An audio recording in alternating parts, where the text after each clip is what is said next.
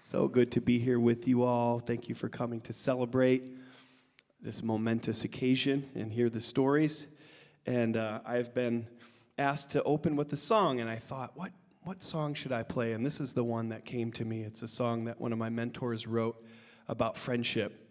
And I look out into the crowd. I see so many friends of mine, and interwoven web of friendships that creates this community resilience and community care that I'm so proud to be a part of. So this is called Friends. I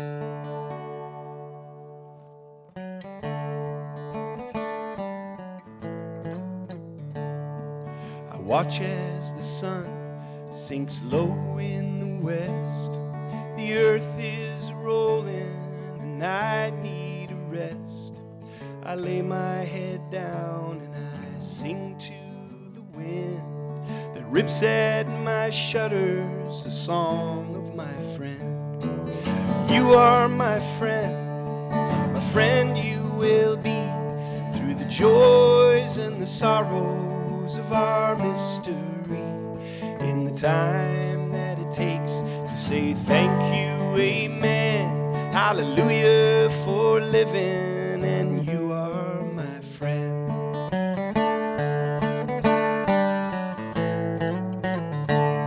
Well, love comes and pulses and pounds at the heart, fixing and aching and breaking apart. Then love leaves in tatters till love comes again. Love is just something we speak of with friends.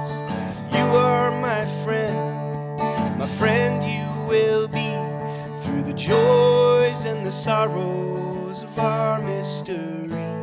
In the time that it takes to say thank you, amen, hallelujah for living, and you are my friend.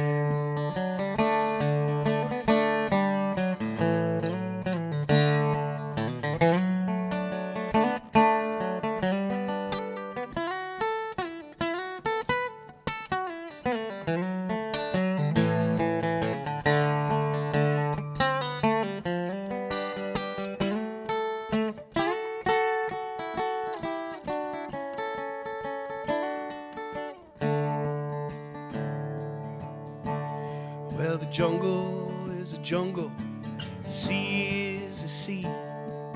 You are for you, and I am for me. But we're for each other, as we can both lend the pleasure of knowing that you are my friend. You are my friend, yes you are.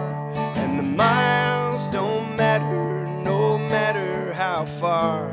In the time that it takes to say thank you, amen, hallelujah for living, and you are my friend. You are my friend you will be through the joys and the sorrows of our mystery. In the time that it takes to say thank you, amen, hallelujah for living, and you are my friend. Hallelujah for living, and you are my friend.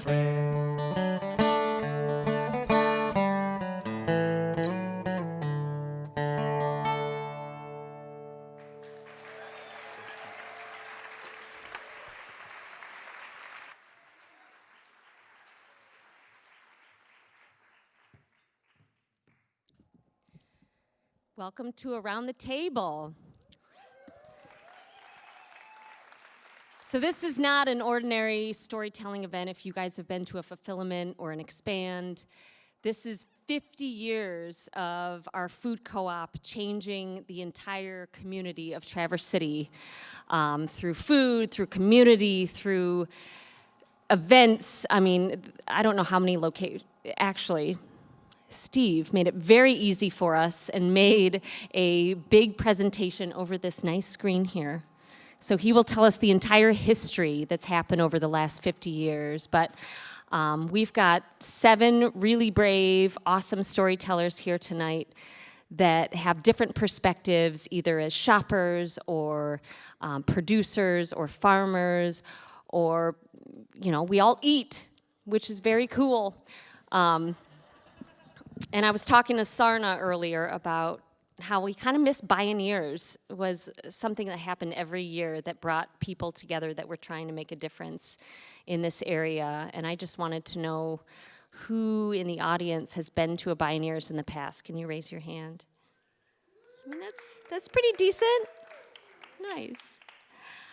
So Steve's going to kick off our night. I really want to thank Seth. I'm not sure where he went. He is going to tell his story too, but thank you, Seth, for saying yes and sharing your music.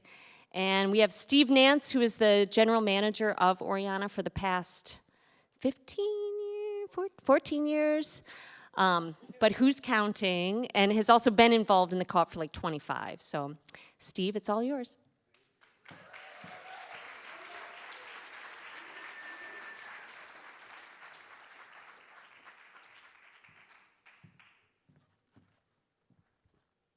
Oh, this makes it interesting. So, Joe, I can't see it so well. Can I move this up a little bit?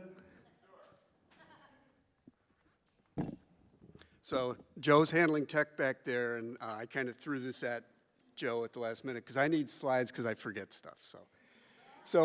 And some of you may have seen this brief version at the general ownership meeting, and it's a pared down version of what I do in 1.5-hour orientation for new staff. And it's a lot of Steve's storytelling, but I try to encompass a lot of what the co-op is about, where we've been and where we're going. So the first thing I do want to thank really all of you. I want to thank our producers, our farmers, staff. We've got a number of staff here. Our emo group, Kirsten and her group put this together with Chelsea, and I want to thank Chelsea. We have past board members, and I thank you guys for coming too. Past, present, and future. So if you've been involved with the co-op, then you probably have a good idea what the co-op is. It is owned by the people that use it, usually, for their wants and needs, not for return on investment for some investors somewhere else. That's a big thing. Democratic control, so we all kind of know that we can vote for a board of directors that have set the high level for the visions for the co-ops. So co-ops are different. It's a different business model. Okay, Joe? So I'm an unintentional, intentional grocer. I started this job about 14 years ago. I had done the other business models. I had small businesses, the happiest days when you don't get the key, you give the key to somebody buying your small business. Don't go into partnership. That's another business model with a husband and wife, because they can decide to move to Texas and file for bankruptcy on you and leaving you in Traverse City with all the folks that you owe money to.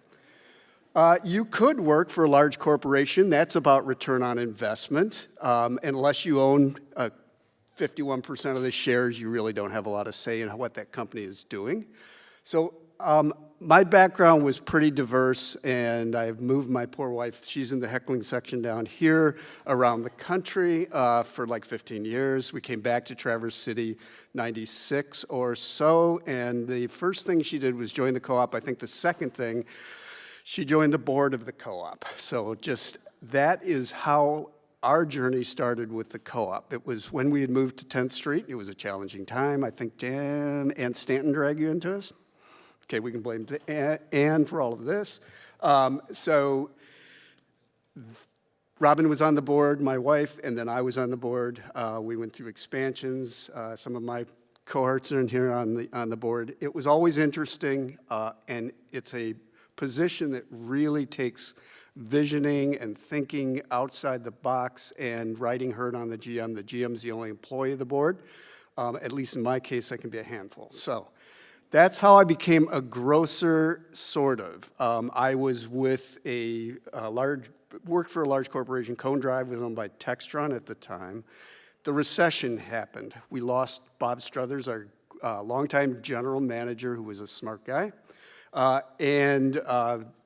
The board was having a little trouble finding a GM, and I was asked, would you throw your hat in the ring? I think at that point I followed my gut. I made a decision of the heart, and after seeing that return on investment really take not only the U.S. economy, but the worldwide economy to the abyss, really at one point my big customers, the only capital available was co-op banks in New York City.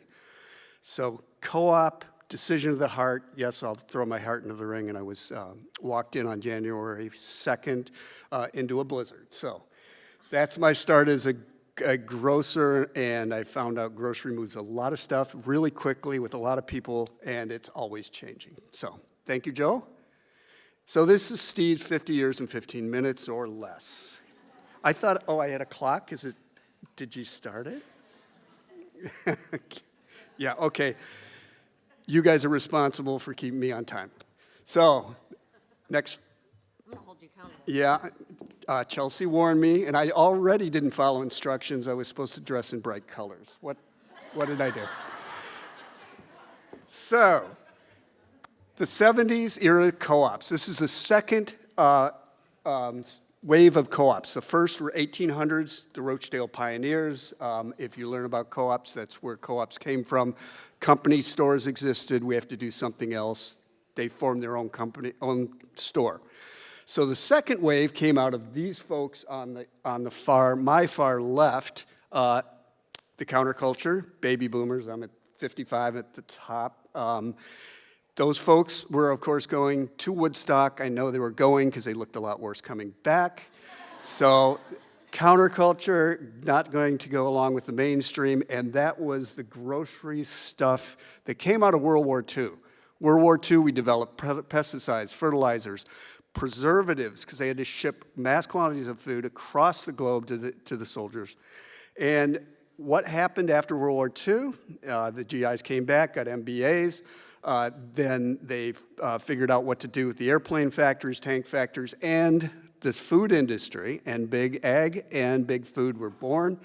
These folks on the left-hand side go, nope, we're not doing that. We want real food. And co-ops started to be formed where they, in our case, we're buying clubs in Traverse City. Jackie Shinners, who was going to be here tonight and couldn't, wrote a great piece that we will put in a blog or something at the co-op, but basically explained how they were running down to Ann Arbor, buying 50-pound bags of beans and rice, bulk cheeses, divvying it out. Raise your hand if you were doing buying clubs back in the 70s. Okay. Buying clubs are fun and interesting sometimes in not a fun way. So, wait, I had 15 pounds of cheese, but there's only 15. Wait, I had 15 pounds of cheese, and long story. So, buying clubs, then our forefathers came together and said, we need to form we need our own store in Traverse City, and by the way, it's got to be a co-op because that's communal and all of that counterculture stuff, and thus, 1973, the co-op was born. Joe? Pop quiz time. So I'm going to ask, because I bet a bunch of you guys know, I'm going to ask my other presenters, do you know what Oryana means? Someone does. We just it's a goddess. That's our final answer. Final answer, it is a goddess. But here's the rest of the story, is if you were around in the 70s, a popular book was, and this is Jackie Shinners, who in a smoke-filled room, you know what the smoke probably was, recommended Oryana for a name. She was reading this cool book that was around in the 70s. Who read Chariots of the Gods? Yeah, it was about our folks came from the heavens to teach us and give us things like, it explained the pyramids, the Mayan calendar, all this stuff because how else are you going to explain it? It was a fun 70s thing. One of the goddesses, or one of the people who came down was the goddess Oryana, who brought fullness and abundance and food. That is where Oryana came from. Get the book. It's really weird. All right, Joe. So, off to the races. This is not a typical co-op story. I use the hippie buses and for seats on the bus, getting bigger and bigger. So go ahead, Joe. So this is our first location. I put in air quotes. Anybody know where this is? It's 16th Street. There's a house. Robin knows this because she volunteered at Third Level Crisis Intervention Center. It was a vet clinic by day, let Third Level use it at night. They also let the buying club / co-op divvy up the beans and rice and back. Small group governance looked like, hey, are we going to bring in quinoa? Raise your hand, motion carries. Or we're going to debate it for about 3 weeks, which is the story of bringing paper towels in, not to sell, but just to clean up. So debate, debate, debate. But small groups, that's fun until it gets to be a little bit bigger. 6 to 10. Anybody go beyond 12 in it? It's crazy making. So the next iteration is we got more, go ahead, Joe. We got a bigger bus. That's my hippie bus, more seats on the bus. And we got an actual location. We'd been front porches, back porches. This is across the street. If you walk out here, you can take a look. M22 is to the right-hand side. There's still 2 dress shops on either side. The co-op was up 3 flights of stairs. They had to carry 50-pound bags of beans and rice. Who worked the co-op? You had to work the co-op. There's only 2 flights of stairs there, so the story gets embellished. They'd call you up. The truck is going to be here in an hour. It didn't show up for 4 hours, but everybody went out back, smoked a doobie. It was great. David Poinsett, Chris Morey were kind of co-GMs at the time. David actually was the operating GM, paid himself $1 a day, but it was defrayed because he was sleeping on the beans and rice at night. They didn't know that for a while. And the co-op story back then was the cash bag was hidden in, apparently, this is a rumor, that there were parties at night in the back. And somebody was paying attention and the cash bag disappeared. But co-op story, co-op members would come in, they got $5 worth of stuff and left 10. So the co-op kept going, thank goodness. David Poinsett, also a smart guy, designs weather instruments. He knew stuff like, you know what, we better keep books and maybe pay taxes. Thank goodness Dave wrote a great letter to the IRS. Here's a check. Here's what I think we owe, and we promise to pay forevermore. I've waited for the IRS to show up to audit us ever since, but nope, they haven't showed up. Thank you, David. So that location, the bus got bigger. Go ahead, Joe. And we needed to move, and we bought this place, Randolph. We were there for a long time. You may recognize it now as Babe Bread. We borrowed $150,000 from somebody's dad, I'm not sure who, to buy the building. Wouldn't you like to own that building for $150,000 today? The bus got bigger, more seats on the bus. This is Mike Williams, one of our GMs. Everybody remember Mike? Best idea, I think, going was, and I know some board members are here, board meetings in a sauna. So Randolph was clicking along. We got to about $1 million in sales, but we only could get so far. No parking, and it was small. If somebody had, it was one shopping cart, and if somebody had the cart, everybody had to back up and let them go around. So we had a offsite, started a food, and to defray costs, many of you guys were out there doing music festivals with the pizza oven. Who did pizza oven? I've got pictures of you, some of you. So co-op got to about $1 million in sales year after year. Had to do something. The members and the board did a figurative and literal heavy lift. And next slide. So co-op needed to move. We'll go to the next slide. And bought this lovely location. Does anybody know where this place is? 10th Street. I'm sorry, and I hope I'm not insulting anybody, but my retail background is like, you gotta have drive-by traffic, you gotta have a decent neighborhood, and you got to have retail synergy. Those are some magic things. McGough's great, but you don't go to McGough's and go, I'm going to check out that cool hippie grocery store. So nonetheless, we moved to 10th Street and almost crashed and burned. So it's another cautionary tale is be careful what you ask for. We needed more space. We got that. Just was kind of in the wrong place. This is kind of where Robin entered the picture in her board, and we went through a GM, didn't have a GM, got another one, didn't have that. I remember getting sent over, could you fix a light? Well, there's live wires in the walls. Could you build a bike rack? I built a wooden bike rack from Peter Till's scrap lumber. And you work the co-op, and the truck would show up, and you help hand unload. The receiving area didn't have any cover, so you stood out in the rain and the sleet. Not as much fun as you would think. But, and so almost crashed and burned, but the board worked with, ironically, the same person the current board's working with for a GM search. Go ahead, Joe. And got the guy that's cutting the ribbon over here, Bob Struthers. Anybody remember Bob? Bob and so I was on the board, Robin was on the board.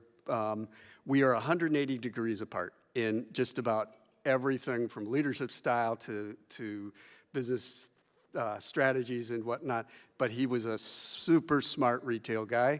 He said, you can't keep doing this 15% surcharge, and you got to do customer service. I came in one time, there's nobody in the store, no staff. Couple members shopping, and I go, Joe, where is everybody? Oh, they're out back. They're playing hacky sack. So that is a co-op thing, and Bob said, you got to get it together. We got to be full and abundant. We struck up more deals with local farmers. Local producers were coming online. We actually started cash flowing. Before that, the business model was the wimpy from Popeye business model of, I'll gladly pay you Tuesday for groceries today. So luckily, we got over that period and we started growing.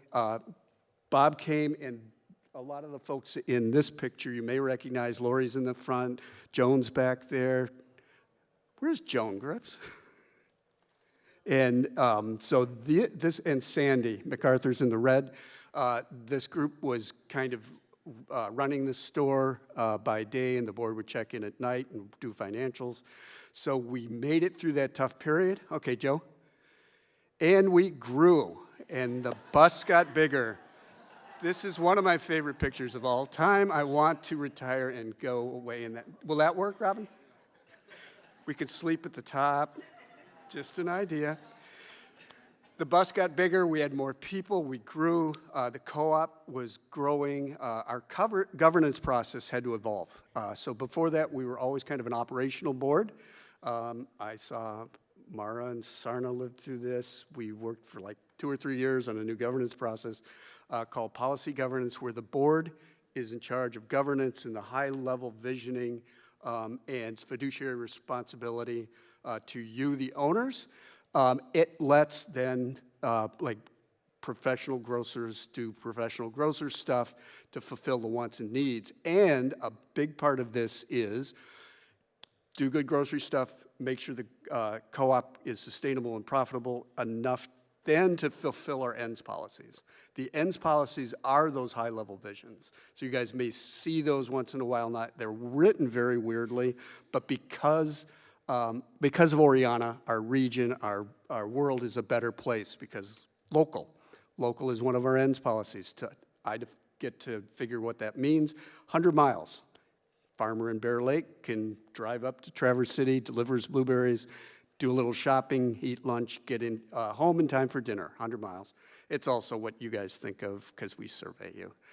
So that's how we define local. So we have other ends policies, including economy, more co-op economy. Check that one off because we have grown the co-op.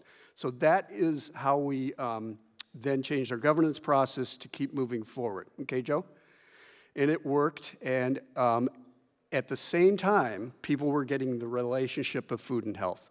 And we got to $17 million in sales in 2006 and 5. We had to expand, and we, again, said, do we move? Do we get a second store? No, we'll do exactly what we probably shouldn't have done the first time again, and we will expand. And we added double the size of the store and went to 8,000 square feet. And yes, there's me with a bit more hair, Sarna, Mara, Sandy's behind us. $17 million out of 8,000 square feet is a lot of groceries. We were the busiest co-op grocer in the country for 2 years in a row. Okay, Joe? So we were looking at what next. And many of you may remember, because we did this and talked about it for like 3 or 4 years, a location in Acme, Williamsburg, which forever has supposed to have been that growing next big thing. Myers planted out there. That whole big empty lot was going to be commercial. There were 2 developments, 200 and 300 houses that were supposed to and may still happen. We wanted to be there before a competition. We worked with Dan Kelly on a lease, and we had curtain colors picked out. We had designed stores, designed the organization. Many of you had we got $500,000 in 2 weeks from our owners. Everybody's behind it. Another gut check in business is, you listen to your gut. I was waking up at 3 a.m. with the same pit in my stomach. And I went back to the board. This is one of the hardest business cases I've ever had to do. 21 pages of not right now. Too much risk, too much of our capital at this time. I took the big checks back to the people, and we didn't do that thing. Go ahead, Joe. Turned out to be good. Storm was coming. All right, Joe. Just after that, and Costco had been looking, we knew, and thank you, our city gave them a ground lease over by the airport. Thanks a lot. So Costco announced they were coming. Aldi's was here. They were going to double. Myers out in Acme, Williamsburg was much slower. And the folks in the top left, Lucky's Market out of Boulder, Colorado, announced they were coming. Ironically, during all of the due diligence work, I climbed in and out of that old Horizon movie theater, that, if you remember that, and then they built a big one. $5 million to convert it to a grocery store. So we said, that's a lot, and that probably they'll come anyway and move right down the street. So we did what we should have done. Okay, Joe? We stayed put. We stayed true to our co-op roots. We revamped, repainted, replaced stuff. We remodeled, and we went from Oryana Natural Foods Market, which had been an intentional move because people didn't really understand co-ops. And now people understood co-ops. We went back to Oryana Community Co-op and did a little refresh and added to the store the seating area, 800 square feet. And Lucky's came. And we dropped from about 17 to close to 15 million, but that was nearly. You remember we came here and we were successful after we got over 1 million. So that wasn't nearly as bad as it could have been. It wasn't fun, but it wasn't as bad. Lucky's also had the busiest opening. This is an outfit, return on investment. Husband and wife out of Boulder, they got investors, then they got more investors, then they got more investors, including an outfit called Kroger, biggest grocer on the planet, trying to be even bigger now. Gave them $310 million and said, go southeast, go to Florida. They went from 17 good stores to almost 50, but they crashed because Kroger's decided they were going to take their piggy bank home, or they didn't take it home. They left $310 million on the table and said, no more. We learned what we need to learn. We're not getting ROI. At the end of 2019, and again, gut check, I'm feeling like something's going on. I learned that the Lucky's folks at the store are paying with their credit cards. Our HVAC guys, their HVAC guy. We had a couple employees that were the same between the two stores. Lucky's was sliding into an abyss. I called Lucky's in Colorado. They didn't return my calls, but they must have talked to somebody because I'm walking home one night and I get a call from a big New York brokerage firm, a business broker, and started talking to them. They never bothered to ask, who are you and who do you represent? I did say I represent Oryana Community Co-op. They never really bothered to ask. I eventually got the keys to their data, and so I could see every store and how they did, which for a business thing is pretty cool. And then they filed for bankruptcy, and we chased them into bankruptcy. We had to sue to be able to go after them. Okay? Thank you, Joe. And the pandemic hit. Yay. So it became attorneys all night and pandemic grocery all day. We kept reloading shelves. Then everybody went home, and it was that I don't even want to go back there. We all lived it. Trauma. So that was never on my list of business experiences, actually. Okay? And we did the non-co-op thing. Co-ops do not do acquisitions in the board. I think because of the trust that had been built up, the other project at Williamsburg, I tried to give them 32 slides of a business case in a confidential retreat. And they said, stop. We're going to sign the agreement that you can go to bid at an auction. So it was a co-op moving at the speed of trust. Co-ops are very intentional, and sometimes we miss out. Our co-op did not miss out. We got the Traverse City location for about $800,000. That is about the inventory cost. It was about $5 million that Lucky's put into it because we have to pay property tax on the personal property tax on that. So that's what Garfield sends a property tax notice for. So it was a pretty good deal. We did also then, we kept 62 jobs online, a grocery store online. Don't go out, let a worldwide pandemic go underutilized. It kept some of the other, we did have competition in the bidding, but the big ones didn't show up. Aldi's didn't, Trader Joe's was supposed to show up, they didn't show. And we got a PPP loan, which was forgiven, which basically paid for the grocery store. So that's how Lucky's turned into Oryana West. I will share, I think, the best part of the story because it was it's something that we took on as an encumbrance. Part of the bid was we will take all the staff. The other people in the bidding did not. They were amazing. They had 62 folks left. All of them stayed. Many of them are still there, and they are just amazing. So we can go. All right, Joe? So how's it worked out? The corporate store hits the hippie peace dancers. Hi, Betty. So it has worked pretty dang well. We came, we showed up, we're here to help. They believed us, and it is now 10th Street, $16 million in sales. The old Lucky's now in Oryana West is $17 million in sales.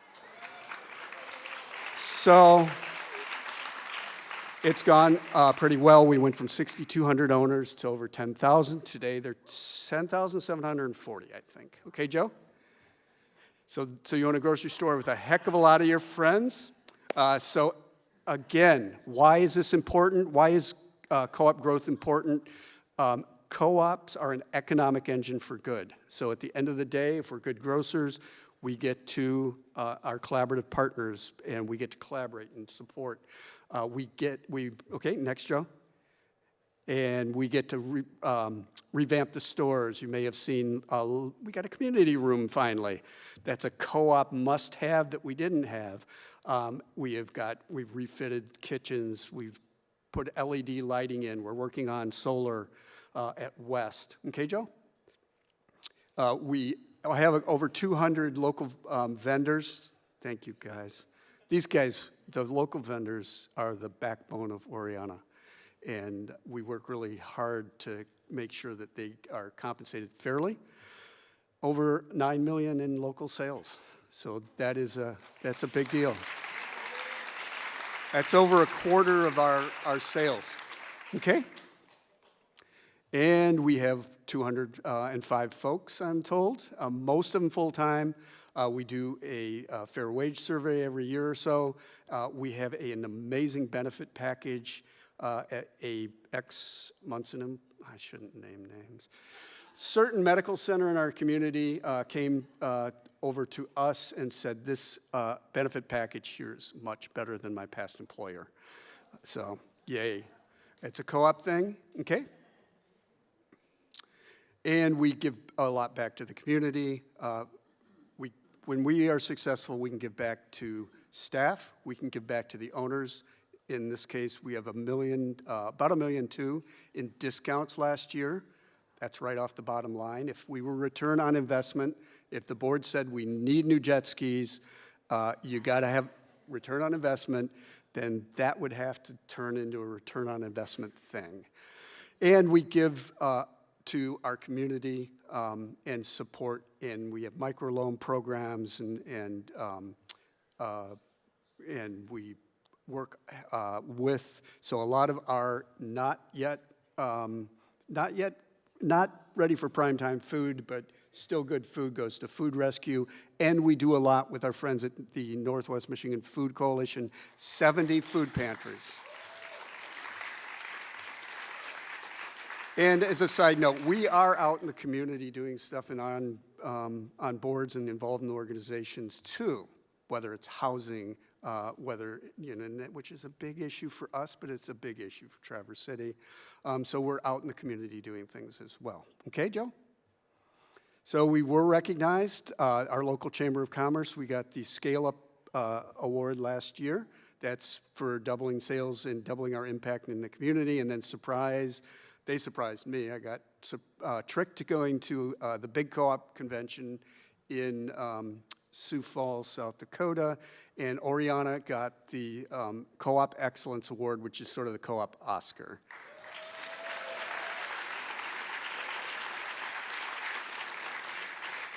So what does the future hold real quick? Because, again, the co-op is always moving. It's always moving forward. Go ahead, Joe.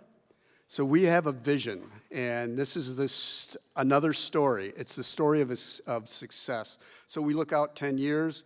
2012, we did 2022 and included a second store. Check that one off. The 2030 vision includes the possibility. There's still the East. I'm getting... A little bit more to speed up here because we have some other storytellers. I know. I'll get out. I'm done in 2 seconds. And possible kiosks at Munson, possible kiosks at NMC, and I will let you know we are pretty close to opening a coffee shop at the Cowell Cancer Center. They've asked us to be there. So that is a little pilot program in the Cowell, and so that'll be coming soon. Okay, Joe? And that is 50 years in more than 15 minutes. 15 minutes, Uh-huh. He promised 15 minutes. It was only 30. All right, I'm going to invite all these storytellers to come up on stage here. Thank you, Steve. You're amazing. What a history that brings us all together. I mean, everybody eats, but not everybody eats intentionally. And that's what brings us all together. And you know, we all have a story of like growing up and what was given to us, and then this moment when we have that choice, you know, whether it's in college or after college, where you're like, okay, what am I going to eat? Do I know how to cook? Do I even have a frying pan?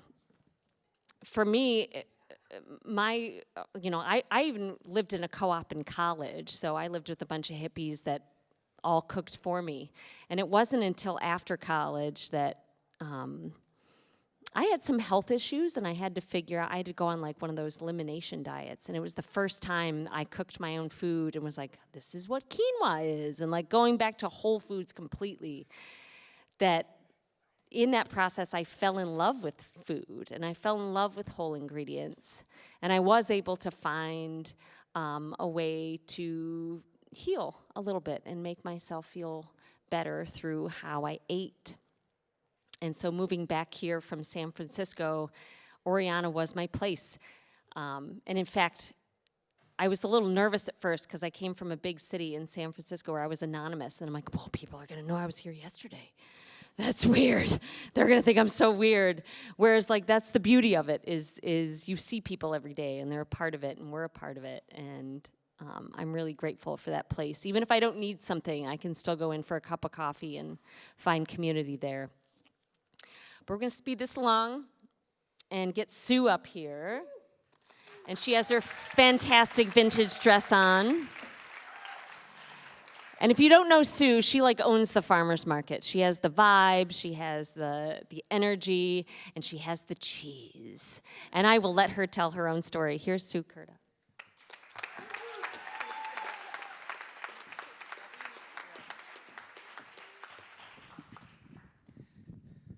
I'm gonna rap. No, I'm not gonna rap.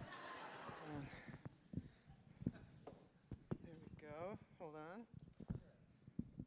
Yeah, I can walk in a little bit. Oh, the timer's going. Hi, everybody. Hi. I'm gonna tell you a story tonight about the time that I stole something from Lucky's. But before I do that, I have to tell you about a song that I think most of you will know. I was going to actually ask Seth to do this, but I'm going to take a stab. Sweet Dreams by the band Eurythmics. So sweet dreams are made of this. You guys know that song, right?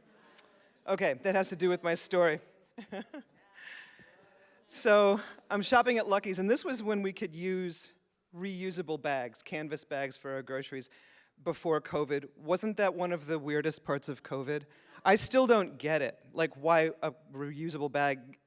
Anyway, I'm at Lucky's, and you know those plastic grocery separators that separate your groceries from the people behind you and ahead of you? And Lucky's used to print theirs with little quips, like little sayings and their logo or whatever.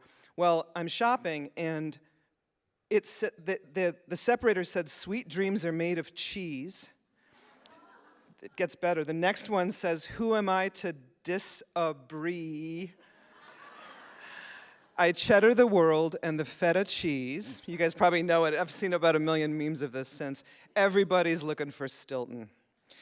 So I'm in line, and I'm like, I have to have this. This has to be at my plant, right? But the cashier's right there. There's somebody behind me, and I'm like, if I ask, they're gonna say no. I'm gonna say like, "Hi, I'm a cheesemaker, and I'll buy it. And can you get the manager?" And you just gotta take your moment and take it. So I'm like, but how am I gonna do it? It's, you know. So here's the move. So I'm taking out my groceries out of my recyclable bag, you know, and I put it up on the counter. Get some more, put some up there, grab it, put it in my bag, get some more, and it worked. It worked. I got it. So the reason I'm sharing that story is the main thing that attracted my attention to the thing in the first place was that sweet dreams are made of cheese, and mine certainly are. And my cheese dreams really came true in Traverse City. So I want to tell you about that. Before moving to Traverse City and before I became a cheesemaker for my living, I worked in corporate banking in New York City for about a decade.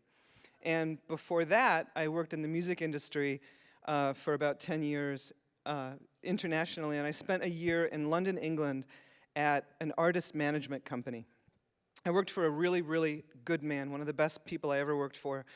He had an artist management company, and he also had a nonprofit that was a Buddhist charity that helped Tibetan monks who had been exiled from Tibet and lived in India. And so the reason I'm telling you about him was the staff at his nonprofit, and they were all Buddhist vegetarians. And so that year that I spent in London, I had a great time. I say that was the year I was veggie curious. So after leaving London, I came back, and I lived in Chicago for several years, and I was passing through O'Hare Airport, and a Hare Krishna man approached me, and he gave me a little cookbook. It was called Higher Taste.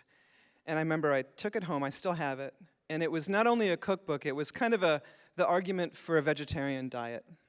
And here I was, fresh from London, veggie curious, knew a bunch of Buddhist people, and I read the whole book, and I remember it was an epiphany moment, and I went vegetarian that day, and that was 33 years ago. So I've been a vegetarian for a long time.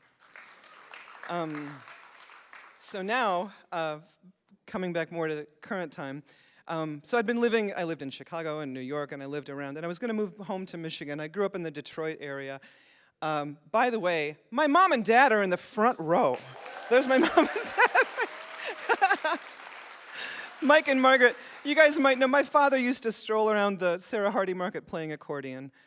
Years ago, it was beautiful, and he still does it occasionally, so you might know them from the market.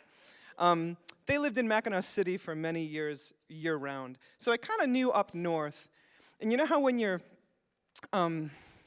you're moving somewhere or you're doing anything in your life, you make lists. I'm a big list maker. And so I was making a list of why Traverse City. And on the list was, it's near mom and dad, and it's got an opera house, it's got an airport, it's got Interlaken, and it's got a really good health food store. And when you're a vegetarian or you follow any kind of alternative diet, you need a great health food store or a great source. So I bought this old farm in Kingsley, Michigan, where I still live. I'd never heard of Kingsley, Michigan. And I changed my whole life around and left New York, moved up here, raring to go. Boss Mouse was not why I moved up here. Boss Mouse was just a side thing, but I'll get to that. But here's what happened. When I got here, what was made clear to me really quickly was I might have been from Michigan, but I wasn't from here. And it made me, I didn't feel very welcome. And I felt that otherness from my realtor, when I was on job interviews, my neighbors. I even dated a guy that told me he thought I was exotic. Yeah. So I wasn't so sure about Traverse City. But my mom and dad said something to me that I bet yours might have said to you and your siblings as well. They said, bloom where you're planted. And that is a real truth. So I persevered. And cheesemaking, some of you might know my story. Cheesemaking was just my hobby. I really encourage everyone to have a lot of hobbies, but cheesemaking was not why I moved here. It was just like my side hustle. I didn't ever think I'd do this as my living. So I started to build, but Michigan has pretty bad, tough dairy laws. You can't it's not a cottage food law. You have to get a dairy plant. So I took about a year, got a loan from my investor, my dad, and built my little cheese plant.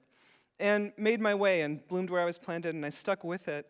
And so when I opened in 2012, and I had a job at Haggerty. It was not, Boss Mouse wasn't my day job yet.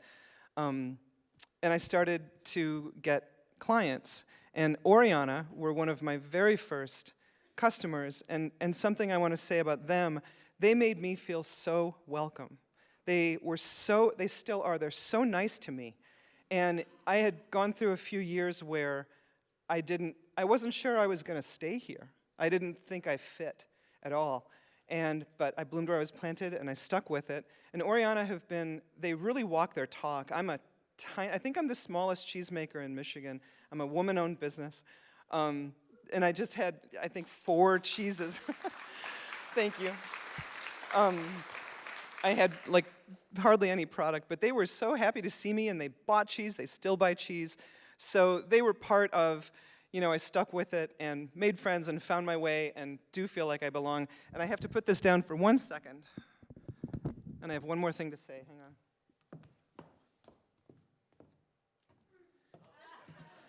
I came to say that I'm glad I stayed.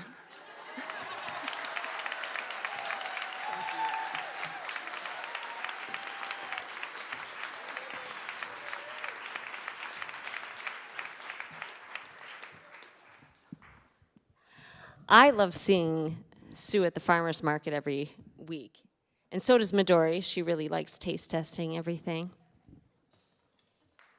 It's the best. And it's interesting, I've always been like, organic food, fair trade food has been like my passion, but I was not a food producer. And my way of finding my place in making a difference in the world was using my artistic talents in designing for a lot of these places. So it's been very fun that I've designed for Jody and with Sarna and with Steve and with Ryan and with Seth, and that was my place of being a part of it all, was with design, even though I wasn't a food producer. So I'm grateful I've been able to do that. Next up, I think probably one of our biggest farms in this area that does CSAs, that shows up at the farmer's market every week, is Providence Farm. They're really leading the way with animal, with vegetables, with fruits, with CSAs, and teaching us a whole bunch about the world of food production and bringing your family into that. And I'm really excited for Ryan to share his story.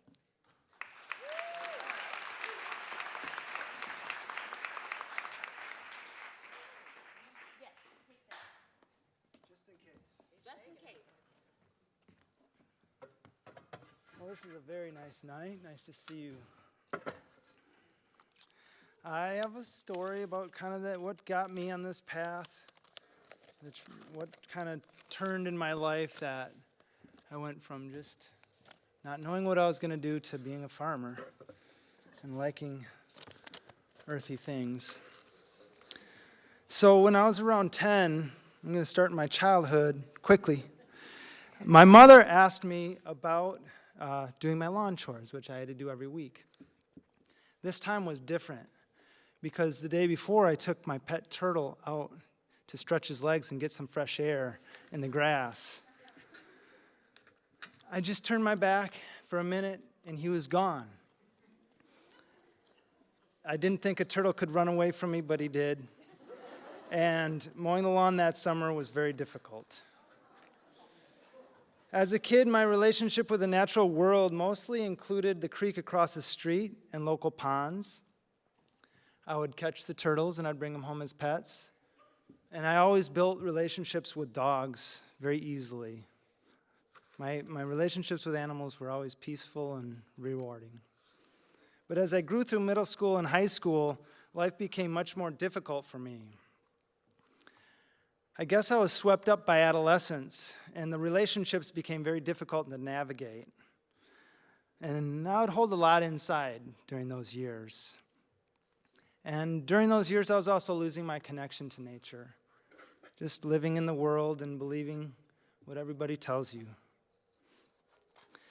In my later teen years, I began smoking a particular herb with some friends of mine. And we also started using some psychedelics. Now, I don't recommend this for other teens in the room, including my own, which we've had these conversations. But to be honest, I have to say, there was experiences I had with those substances that opened me up to the awe and the wonder of the natural world. I began to see the magnitude, and I began to see the minutia and the beauty in all of it. I began to see that we are inseparable from our planet and that we're also a part of something much bigger than ourselves. This was also the time in my life I began to question the way we humans are living. I could see many ways that we were not taking care of each other and we were not taking care of our beautiful planet. I began to make intentional choices for myself, and I knew I wanted to live close to the earth. So at 19, I came to Traverse City to attend NMC. It wasn't long after that I visited Oryana on Randolph Street. Oryana introduced me to organic food. I quickly became obvious to me that organic natural foods was the logical choice and the best choice for the planet and for my body. I became a working volunteer, working about 3 hours a week to get as big of a discount as I could. And this is when my kitchen experience was born. So Oryana was a part of that for me back then. I wasn't in college very long before I decided it wasn't for me. Remember, I was making conscious decisions for myself, and college was not it. I picked out a dog from the Humane Society, and we headed west. I drove across the country, stopping at national forest wilderness areas along the way. We'd backpack for a few days, we'd get in the car and go to the next trailhead, and be back in the woods for a few days. I would find the same solace at each new place we went. But I knew I couldn't be jobless forever, and it was on one of these trails I wondered if I could get a job sharing the wild with others. Get a job backpacking. It seemed like a good idea. I remembered a really cool place west of Traverse City called the Bay Area Adventure School. Some of you might remember that. Great people there. They took kids on outdoor adventures. So when I came back to Michigan, because my girlfriend was here, and the mountains were awesome, but my girlfriend was more awesome, and I came back. So I came back to Michigan, and I got a job there as a live-on-site caretaker. And eventually I became an instructor at the adventure school. And we did. We took kids, teenagers typically, backpacking, canoeing, rock climbing, caving. It was fantastic. I learned a lot there, but I still felt unsettled with this work as a long-term endeavor. Being in the wild with a group of youth was very different than my solitude journeys on my travels. But while I was living at the adventure school, my girlfriend Andrea and I, we took a road trip over her college Christmas break. We ended up on a farm in southern Georgia. There I walked through the first market garden I had ever seen. They had a greenhouse, a layer flock, a couple of milk goats, and beautiful vegetable garden beds. There, the barefoot gardener walked us through the gardens, and he pulled out a Japanese turnip. This is in January in southern Georgia. I wiped off the soil on my pant leg, and I took a bite, and I shared it with Andrea, and it blew my mind. It was crisp, it was sweet, crunchy, but it was more than that. It was just being outside with the weather and the soil and just pulling it out of the earth and eating it. It struck me. And it was on the way home in the car ride, I realized I need to have a garden this year. That was 1996. I was still at the adventure school. So when spring came, I was ready. I laid out my garden, I spread the compost, and I began shoveling. And shoveling and shoveling and shoveling, turning it all over by hand. And I loved it. I loved every minute of it. I think it was the physical labor, integrating with the earth. It was just working for me. I could hear my fellow instructor with the group of kids in the high ropes course in the pines next to me, but here I was alone in the garden shoveling, and I just felt, I want to be right here.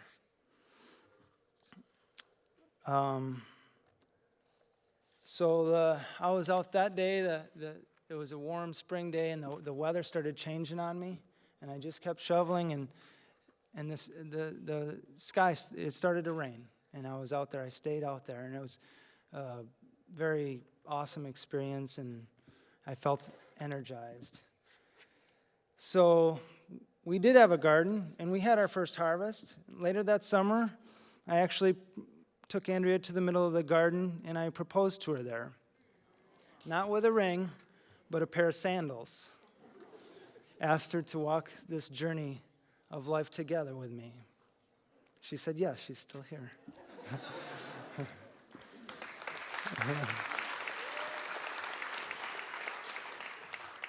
By the end of that season, our course was changed. We did not know where we were headed, but we knew we needed to pursue that feeling that gardening gave me. Andrea shared her excitement for me to explore this newfound passion. That pursuit took us to different farms in different states, and eventually it took us back here to northern Michigan, where we have planted our roots. We built Providence Organic Farm, where we raised 4 children. We tend 20 acres of vegetables. We care for cattle, sheep, and pigs. And we have 2 lovely working border collies. We are proud to be vegetable growers for Oryana, and we're proud to serve our community. So happy birthday, Oryana. Thank you for being part of our story.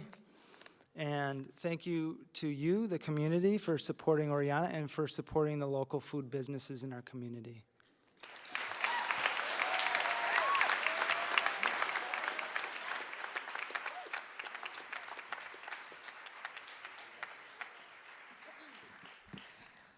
All right, we have one more story for you, and then we're going to take a 10, probably going to be 15-minute intermission, because that's how it goes. And this is my friend Madison, and she's going to put a smile on your face. She makes me smile. And I'll let her tell her own story of entering the world, going from pizza rolls to kohlrabi.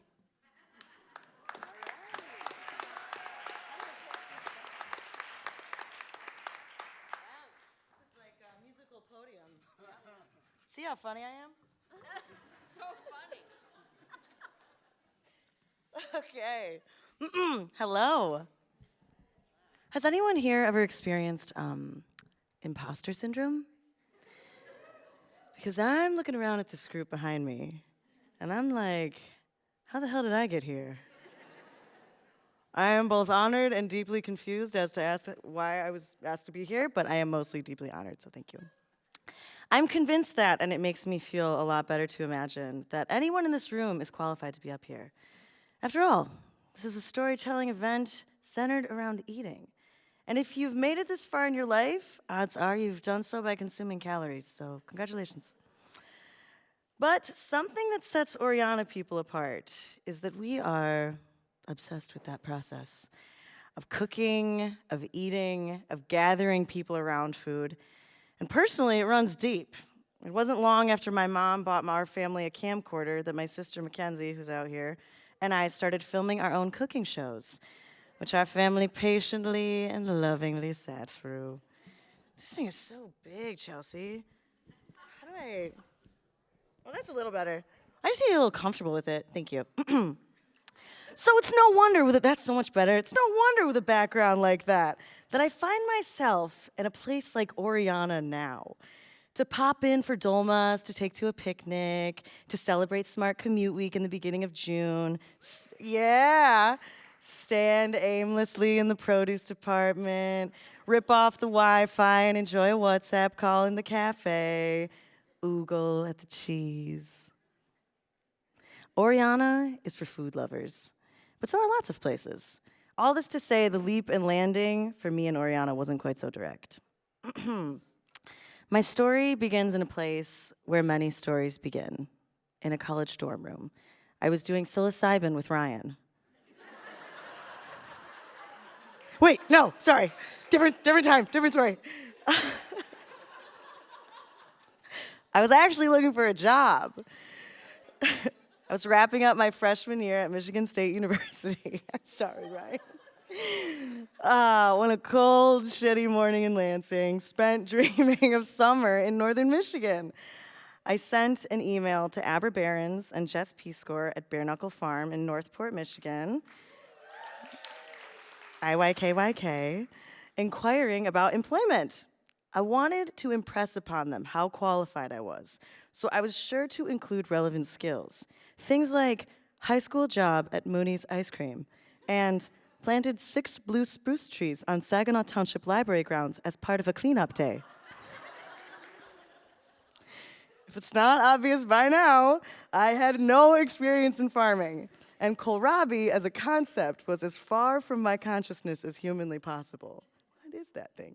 Somehow, and by some miracle, and maybe because of my insistence that I was ready to get my hands dirty, I got hired as a summer farmhand. Quickly, I learned farming is hard. But it is also deeply rewarding. In fact, I think it should be mandated that all 19-year-olds spend a summer or a year working on a farm. The job, yeah, right? It's not bad. The job came with endless, enlivening reasons to go home, pass out, and come back the next day. We'd play word games in the field. I could trade vegetables for goat cheese at the Northport Market, harvest a handful of arugula for a snack, and make extra money by serving these epic open-air dinners at the farm. By midsummer and on nights before market mornings, we'd camp out and roast radishes, ducking in and out of the rows in total darkness with ease. We knew every inch of that place. Even so, remember what I said about imposter syndrome? Did they know I was faking it?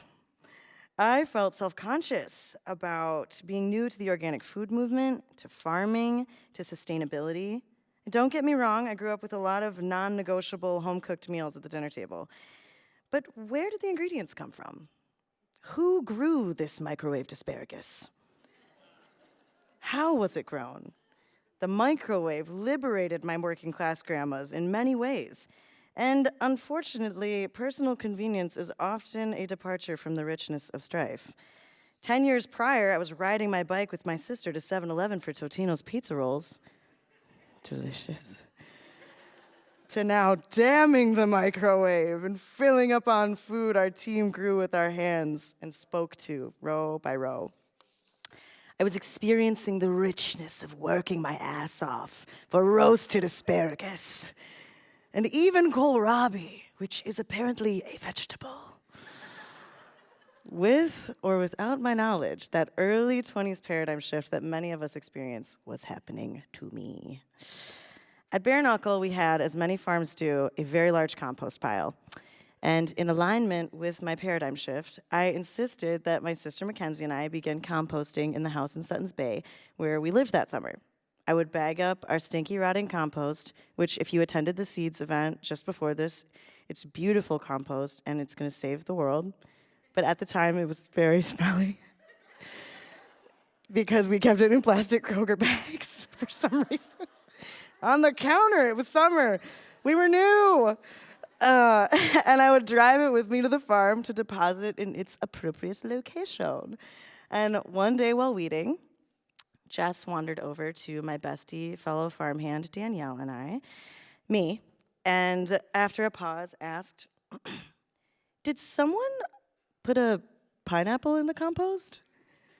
"That's my pineapple," I offered in total innocence. Laughter ensued. Had I done something wrong? Did one of the neighbor dogs get into it and get the runs? No, it wasn't the kind of laughter where you're the butt of the joke. More like the kind when a ridiculous thing sets in and it unfolds itself before your eyes. That compost pile, rich in mushy plants, our neighbor's eggshells, kitchen scraps from a farm dinner 50 feet away, said aloha that day to a guest from the Big Island. The compost pile didn't seem to mind and carried on with its biological processes, but the contrast of that spiky crown was undeniable. Frankly, the reason I bought a pineapple in the first place is pretty simple. I just really like fruit. But Bare Knuckle once again got me thinking about how complex the web of that choice was, and it hit me like the flaming hot interior of a Totino's pizza roll. By now, you could guess that farm season completely changed my life. That fall, I returned to MSU very tan and extremely muscular, and immediately declared sustainable agriculture and food systems as a focus area of study, along with English and French. Yes, I have said it before, that is a major you can declare at a public university in these United States. I didn't become a farmer, and spent the next few years using my college education to judge my friends and family for buying inorganic garbage food from corporations who treated their employees in the earth like crap. No more pizza rolls. Banished. Cast iron everything. Do not even get me going on salad kits. I would not recommend this approach. All that this overcompensating really led to was me looking like an asshole and making my mom feel bad on Thanksgiving. In hindsight, I wonder how much of my choice of major stemmed from my desire to recreate the sense of purpose and belonging I got that summer working on the farm, and the sense of purpose that grows from all of us when we know where our food comes from and why it tastes so good. Now I just build my world adjacent to farming and borderline obsessive thoughts of how to cook and eat food. I'm more than a caloric survivor. And in my notes I have Q, sing Destiny's Child. I'm a survivor, I wanna make it. All right. By now you may be thinking, what's this got to do with Oryana? Everything, of course. Let's fast forward. I'm a transplant back to northern Michigan after some years teaching English in France, and my new colleague at Tart Trails, Brian Beauchamp, has just driven me by the co-op for the first time. Thanks, Brian. He's out here tonight somewhere.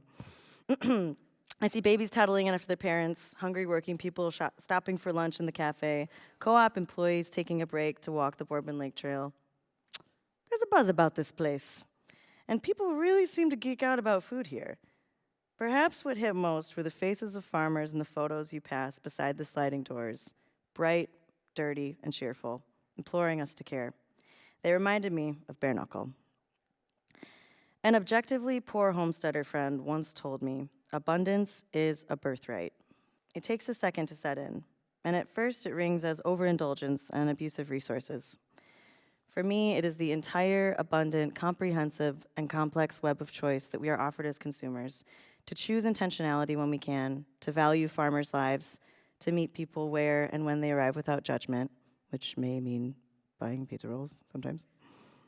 And in that, to soften ourselves from assigning someone else's worth if their intentions are good. That's the grace a farm once showed me. Cooperatives like Oryana are the catalyst to that connection to abundance.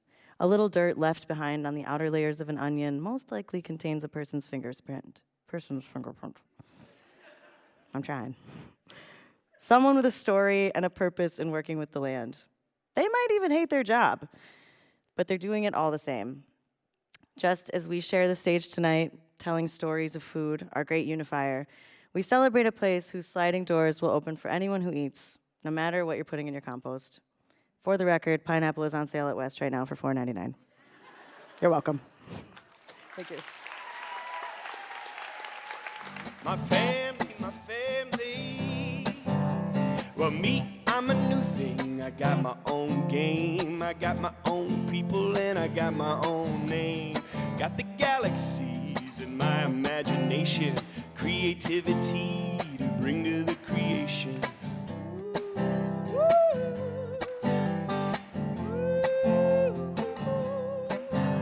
You are another brand new human being. Living and a giving and a growing and a shifting. In everything we do, the other is affected. That's right, we humans are interconnected. My family, billions and billions. My family, all of the children. My family, elders too. My family, me and you. Oh!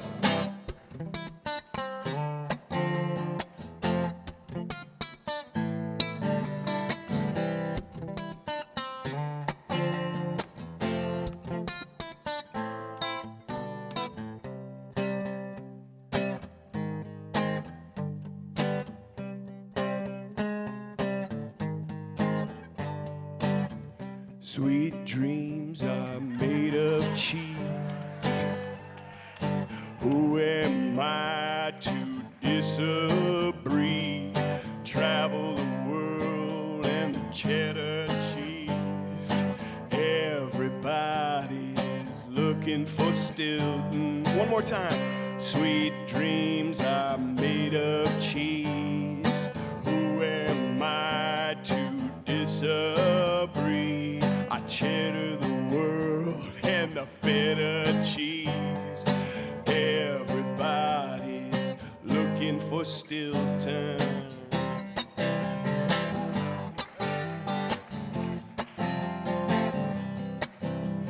Nature is our mother, and nature's me and you. Nature's in us, and we're in nature too. To hurt the creation is to diss the provider. So you and me and nature gotta learn to understand each other.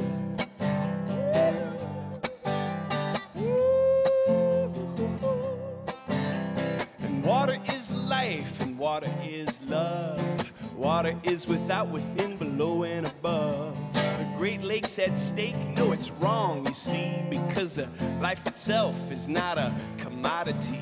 No.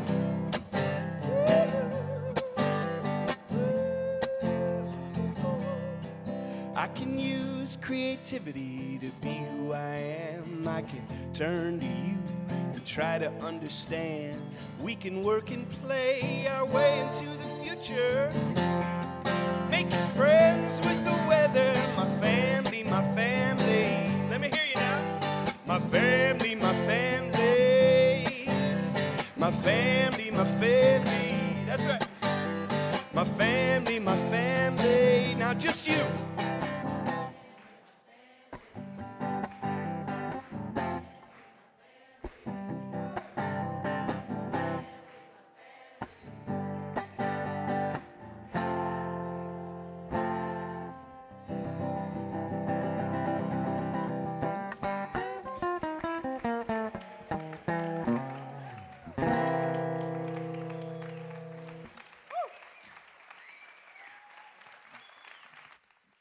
So this guy's up next, so I don't really have to introduce him.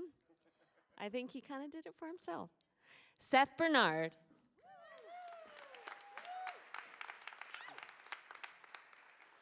Thank you so much. Thanks to Joe back there running sound. And thank you all so much for coming out. I know all of you have your Oryana stories and your journeys with natural foods and, you know, being cooperative minded. And so thank you for bearing witness to us telling our stories. You know, I feel almost overwhelmed. And when I was invited to tell a story, I thought of all these connections that I've had with Oryana. Through the years, all the support that Oryana has offered to myself and my family and the organizations that I'm part of, you know, from sponsoring Harvest Gathering through all the years, supporting men's retreats, supporting racial justice classes, and on. So many things, playing in the cafe, being an owner myself, and Title Track, working with the co-op and being supported by the co-op. And so I go all the way back to my childhood, and I remember coming into Oryana. My parents were farmers, and my mom, she would bring me to Oryana, and I remember the shelves were so tall, and we had been a part of a food buying club. A lot of the food that I ate, we grew, and then sometimes, you know, a semi would show up with a giant bag of barley for us. And in my childhood, you know, I was raised on homegrown organic foods, and my mom kept me well with herbs grown in the garden as well, and tinctures that she made. And I'm so grateful for it. And there were times growing up where I wasn't as grateful for it. I remember going into the cafeteria, you know, with my lunchbox and thinking about this marketplace and you know, trading that occurred there naturally in the Lake City Elementary School cafeteria. So I look over here, and it's like, wow, they've got a Snickers, and they've got sausage and waffles. I've got carrot sticks, cauliflower, some homemade bread with almond butter. If I was lucky, there was like some carob in there. Carob, you know what I'm talking about. Yeah, so, and my sisters, I had older sisters, they planted some seeds of resistance in my mind. I remember we'd go to my grandma's, and they'd go, "Grandma, do you have any unnatural foods?" When my parents weren't in the room, of course.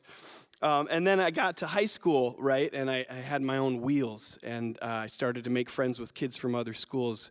I grew up in Lake City, outside of Lake City, and so we'd go to the big city of Cadillac, and it was fun. We'd meet up at fast food places. We'd meet at Subway, Taco Bell, and I used to have some fun with the drive-thrus.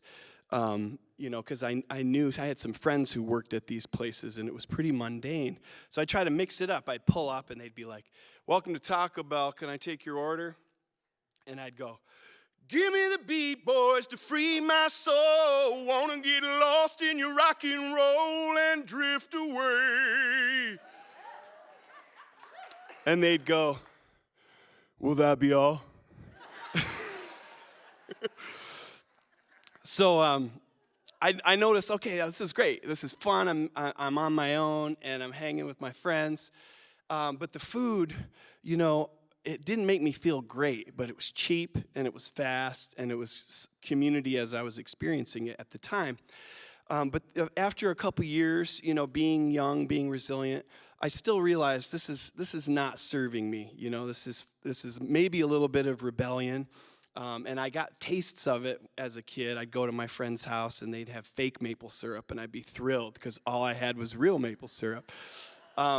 But then living on my own for a while, I came into it on my own, right? I started realizing, wow, I could shop at the co-op and I could buy bulk food, spend the same amount of money, maybe even less, and feel good. And so when I was living in Ann Arbor and going to U of M and teaching lessons and playing the coffee house circuit, I became a member of the People's Food Co-op there, and I met so many great people, and I felt really proud of the purchasing that I was doing. I could learn about the foods and see photographs of the farmers, and made friends with people that were working there, wonderful people, great thinkers, people who were really practicing intentionality around their choices in the world, which I was very attracted to. And then I started working in Kalamazoo. I started doing a lot of recording there. I became a member of that co-op. And my friend Michelle was the general manager of the Kalamazoo Food Co-op. And I remember once I was staying with her, and I said, Michelle, what are some of the hardest parts of your job? And she goes, well, just this week we hired this college kid, and he was late the first day, he was late the second day, and then on the third day he was late again. I said, hey, you can't do this. You can't show up late every day. And he said, I didn't get a job at the co-op for it to be a hassle.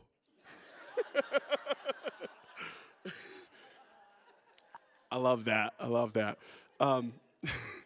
But the tending is never ending for a general manager of a food co-op. And when I became a member of Oryana, I felt so proud and I felt so connected, and I had already had a relationship with this place for many years, and they'd supported my family and visions, not only that I held, but so many people that I admired and worked with held. And I know that when I think about servant leadership, I think that Steve Nance embodies that in such a beautiful way and has for so many years. And just want to lift you up and bless you on your journey forward, Steve. Yeah. Yeah, so it's really like this energy of nourishment that I feel connected to the co-op, and I feel it when I drive in, when I park in the parking lot, I feel it when I walk in, and when you see the photographs of the farmers on the walls. You ever see one of the farmers right after you see their photograph in the co-op? It's kind of like a starstruck moment sometimes, and you try to be kind of low key, but you're like, I love your work, and they're like, thanks, and then you're still there, and you're like, are you going to use your 5% today? Cart's looking kind of full. I don't know, but it's true. The farmers are rock stars, and they put the work in, and so seeing them is it's like being in the Rock and Roll Hall of Fame, and you're at the Santana exhibit, and you look over, and there's Carlos. It's like, oh wow, starstruck. And there's Ryan, I'm, right? So, the choices that we make do have ripple effects, and I just wanted to also just mention that sometimes we can be hardest on the stuff that is working the best because we invest so much hope in it, and we feel like, wow, this is my lifeboat, right? And so I'm going to say something that I learned from Sally and Bob, Sally Van Vleck and Bob Russell, who are on opposite sides of the crowd in that old school hippie photo of Oryana that's in the Lake Street Cafe. You can see a young Sally Van Vleck and Bob Russell. But they always said no ideas without bodies, and I love that about the co-op model because it takes all of us to be involved, and it's shared governance, it's shared power, shared leadership. And so people have to lean in to make a difference. And sometimes we can scrutinize the things that are working the best and sort of say, hey, this needs to be perfect because all my hope is in this thing. But really what it requires is our involvement and our support and our leadership and to nurture it. So the energy of nourishment that we receive from the co-op can be returned to the co-op. And now, now that I have a child of my own who's very quick to go to the mango for her free piece of fruit that kids get, it lasts a long time. It lasts a long time. But to be able to, see Oryana hit 50 years and think, the people in this room and our children will continue to carry it forward. It's really a dream come true, and it's a dream that we have to continue to nurture and be awake for. So I thank you all for coming together tonight, and what a treat to hear from these wonderful storytellers. I'm excited to hear more. And then I have 2 more songs at the very end with a very special guest, another Oryana rock star. So excited to share those with you. Thank you all so much.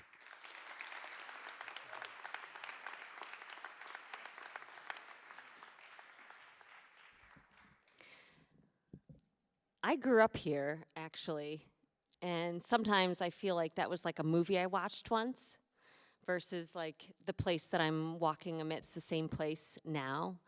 But one of the first things I did when I first moved back here was this Bioneers concert, and Seth was running that. And it was like this magic place of like, oh my God, my people are here. I just come back from the West Coast and wasn't sure if I was gonna fit in, and yeah, I remember that moment very clearly. And this next storyteller also is a big part of my story. When I was in college, I started doing a little design work with Food for Thought, and I met someone working there who taught me what fair trade was. And it's a way of paying farmers a fair wage for the work they do, and so that they can live a life of dignity and abundance and sustainability. And I went on from there. I'm like, this is my life's purpose, and I'm going to do this with my design, and I'm going to make the people doing good look good. And that was Jody. And she's up next. She's done everything she went from coffee to chocolate, but the values and how she does it and what she's trying to do in the world hasn't changed. It doesn't matter what the outlet is, but in 2008, I went to Chiapas, Mexico with both Seth and Jody, visiting fair trade coffee farmers there. And we all, Seth bringing music, me with design, Jody with her brilliant brain of empowering farmers through fair trade. And here we are. That's so cool. I love that come around story. But Jody, I'm really glad you're here. Thank you, Chelsea. I'm going to try to lower this a little bit. So I wish I was funnier, and I wish I was able to talk kind of off the cuff, but when something is really meaningful to me, I realize I need to write it down, and I need to think about it, because what Seth was saying about nurturing dreams, Oryana has definitely done that for me. And so what I'm going to do is I'm going to take you on a journey to 4 places in my life that were really instrumental, I would say, in having me end up right here, right now. So first of all, we're going to start in southern Arkansas. The little town I was born in, it's called El Dorado. El Dorado, Arkansas is in south central Arkansas, and it's one of my first memories of food, and it comes from these summer visits we had. We were on school break. My family had moved to Comanche, Iowa, when I was very little, and so we would go to visit my grandmothers. One of my grandmothers was named Big Mama. It was my dad's great-grandmother, and she kept a crisper stocked with full-size Snicker bars. Seth, sorry. And her Kool-Aid, her grape Kool-Aid, she knew we loved grape, was so thick you could stick a wooden spoon in it and it would stand up. So I love that grandmother, as you can imagine. My other gran is my mom's mom. We called her Gran, and if you've ever had Gran's Blend from Higher Grounds, it's named for her. So here we go. This part of Arkansas was insanely humid and hot, and often you would get whiffs from the oil refinery right down the road from my grandmother's homes. But the heat and humidity were no match for my grandmothers, who would deep fry most anything they could get their hands on. From fried okra to fried pies, a meal wasn't complete unless there was meat, 2 vegetables, a starch, a bread or roll, and a dessert. And at least a few of these had to be deep fried. Most of the vegetables, the thick sliced green tomatoes, the okra, the corn on the cob, the zucchini, the green beans, the collards, came from their large, carefully tended backyard gardens. What I didn't know then, but I know now, is that by feeding us, my grandmothers were loving us. And if you weren't well fed, meaning if you didn't have a little chubbiness on you, my grandmothers would make it their mission that you did. I always put on a lot of weight when I went to visit my grandmothers in the summer, but we did not care. That meant I was healthy. By feeding us so endearingly and so earnestly, and by passing along beloved family recipes, I know that my grandmothers were sharing so much more than food with my family. They shared our family's heritage and reverence to the land that fed us meal after delicious meal, even though they didn't have much money. If you know me well, you know that one of my signature ways of caring for people is to cook for them. So I suppose the apple didn't fall far from the tree. When asked for a 3-word title to describe my story for this evening, I chose Food is Love. And that's because my grandmothers taught me that it could be. And now we're going to fast forward about 20 years to Brattleboro, Vermont. In 1999, I was in my early 20s with a deep desire to change the world and a longing for something new after spending 2 years as a mental health counselor in Cincinnati, Ohio. I ended up moving from Ohio to Brattleboro, Vermont to attend the School for International Training's Organizational Management program. What interested me about the program is that it had an explicit focus on social change. And while there, I learned about macroeconomics, intercultural relations, trade policy, but what stuck with me the most were the incredible injustices occurring across many global supply chains. From apparel to cocoa to gold, human rights abuses occur at alarming rates just because of our consumerism. It was during this year I joined a national student group called Net Impact, focused on trade justice, and we started a chapter at our school. It was the first chapter outside of the West Coast, and our first mission was to lobby our school cafeteria to source only 100% fair trade coffee, which they did. And we engaged with our local food co-op, Brattleboro Food Co-op. If anybody's been to Brattleboro, Vermont, you know that their food co-op is very much like Oryana. It's doing really well in a tiny, tiny town. And the food co-op embraced fair trade right away, and they brought in more fair trade coffee. At that time, I got to cross paths with people from Equal Exchange and Dean's Beans, who I would later cross paths with many, many, many times in my coffee journey. And it was my experience here in Brattleboro that led me to explore food justice and begin my journey into understanding the critical role of cooperatives in creating thriving communities and food resilience. Now we're going to just bump ahead 1 year to Chiapas, Mexico. Part of my program at the School for International Training required a year-long field practicum, which I was most excited about. Everybody was choosing where they were going to travel to in the world and what, mostly a nonprofit, but what organization they were going to work with. While many of the students in my cohort went off to large international development agencies like Catholic Relief Services, Save the Children, and USAID, I landed in Chiapas, Mexico, and soon set about starting a fair trade coffee roasting business with my former husband, Chris Treater, which many of you probably know. And even though I think the direction of fair trade certification has deviated over time, and we could talk about that over a beer, if anybody's interested.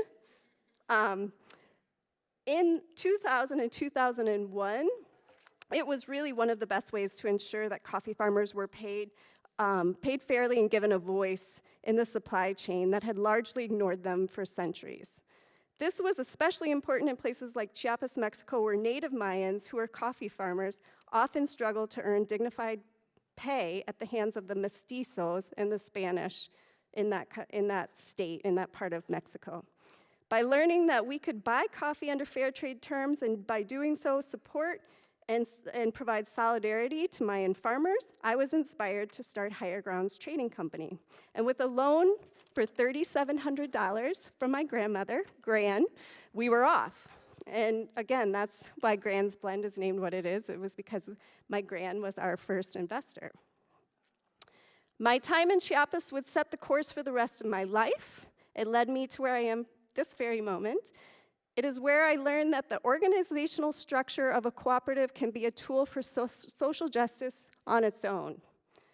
And it's kind of what Steve was saying earlier.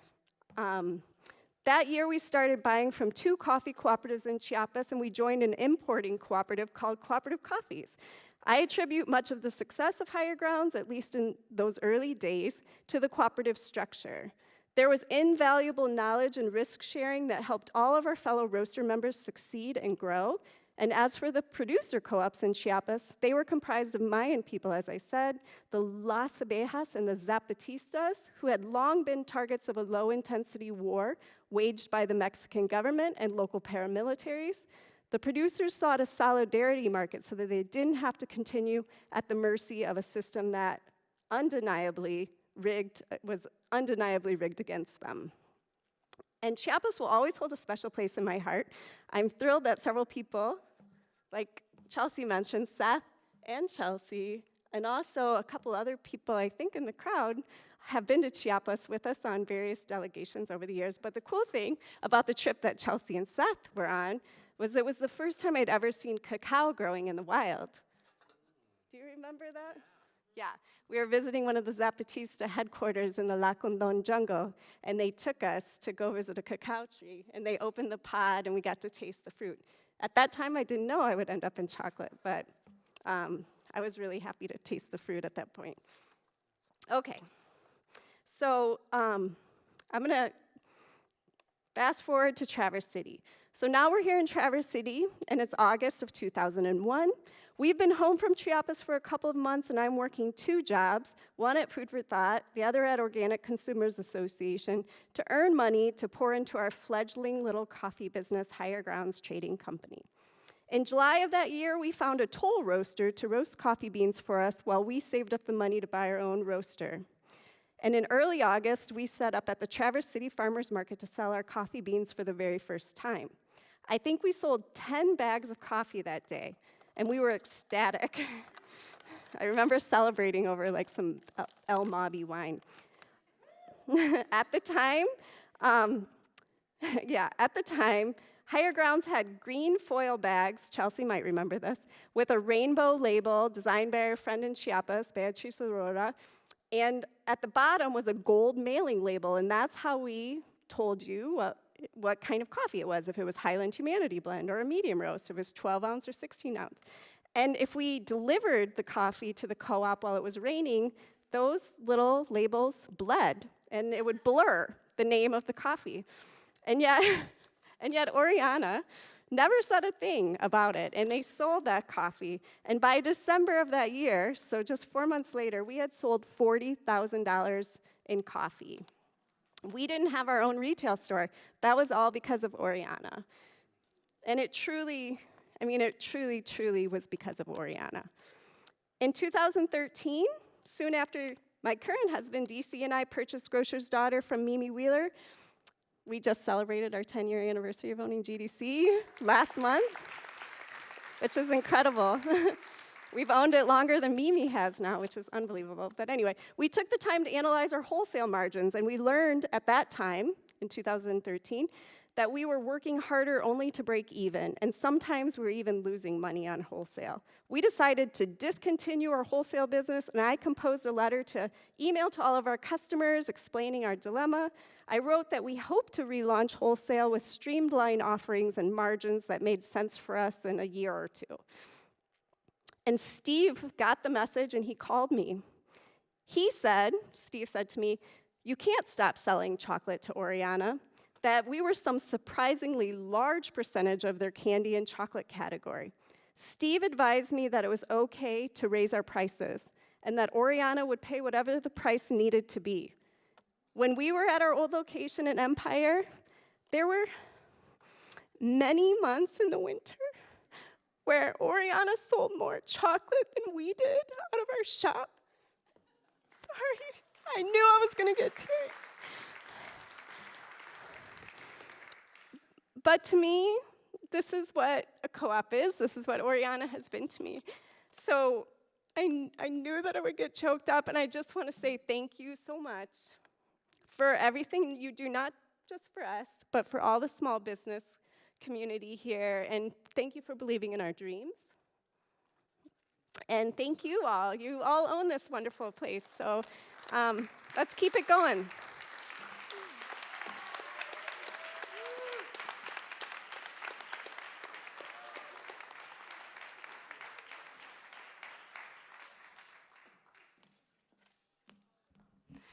I love the fact that there's two little girls running around here tonight. One is my daughter, one is Seth's daughter, and Jody's boys are some of my girls' best friends at school as well. And we were just kids when we all met, and that makes me really, really happy.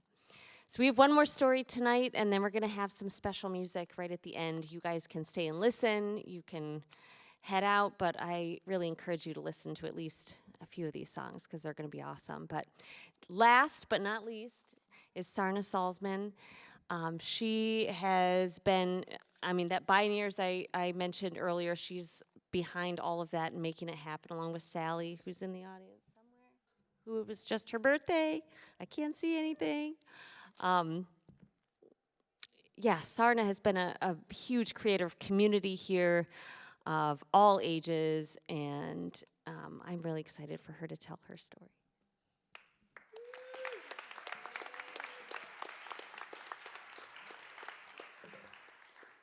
All right, I'm gonna lower this puppy. Seth tightened it so much. There we go. Oh, I'm really excited to be here. My first impression of Oryana. It's the year 2000, and I'm in California finishing my master's at UC Davis. I was a member owner of the Golden State Credit Union, the Davis Food Co-op, and even REI, despite the fact I could barely afford to shop there. I was thinking about moving home to Michigan, and I was on the phone with my friend, Pete Munoz, Seed's co-founder. Pete told me that very day he was in his truck in the parking lot of Oryana when a local baker, whisked by to say hello and shoved several loaves of day-old bread into his windows. I thought, dang, I would love to live in a place where bakers surprise you with bread in parking lots. And this was before I became such good friends with that baker, Gerard Grabowski, and fell in love with some of the first and finest traditionally leavened loaves commercially available to this region. Who's with me in remembering serious addictions to that Pleasanton Parmesan olive herb bread on the grill, a little olive oil? But with regard to Pete in that parking lot of Oryana, I want to point out that it's not at all unusual for a co-op to hold space for building community. We're hearing a lot of this. I'm just going to continue this vein. I've been thinking about co-ops and cooperative economics, no lie, since elementary school. The first co-op I joined was the Michigan State Federal Credit Union. My parents brought me in at the tender age of 7 to open a joint savings account. And our agent there offered me a quick lesson that really stuck, that credit unions are owned by all the people banking there, and that credit unions are required to reinvest their profits into benefits for all their members. I remember thinking to myself, why would anyone choose to trust their money with a bank that didn't hold the best interests of its community as a priority? I didn't get it at age 7. I don't get it now. I became a sucker for co-ops. Put a cooperative ownership form in front of me, I'm likely to buy in. I can't help it. I relish that feeling of democratic agency I get from co-ownership. So it's January 1st, 2001, and I do move to Traverse City. First thing I did, head straight for Oryana to buy in and check the message board for places to live. And I don't know how many young people are in here, but there was no Facebook Marketplace. Craigslist had just gotten outside of San Francisco, so that message board was an important place for community to happen. Throughout these years, I have gained so much more than I've given to Oryana. I was elected to the board of directors for some terms of service, and I did help craft some lasting and somewhat esoteric ends. And I did help navigate the transition of general managers from the great Bob Struthers to the super smart hire of Steve Nance. That board service helped me learn so much about shared power, democratic governance, and reading a balance sheet. My time there really influenced Seed's operational development. And my fellow board members, they literally helped me court my husband while we were dating, back when we were dating. During a 2-day board retreat in Ann Arbor, they gave me rides to and from his house, making fun of me and relishing my embarrassment in that same annoying way your favorite aunts and uncles would.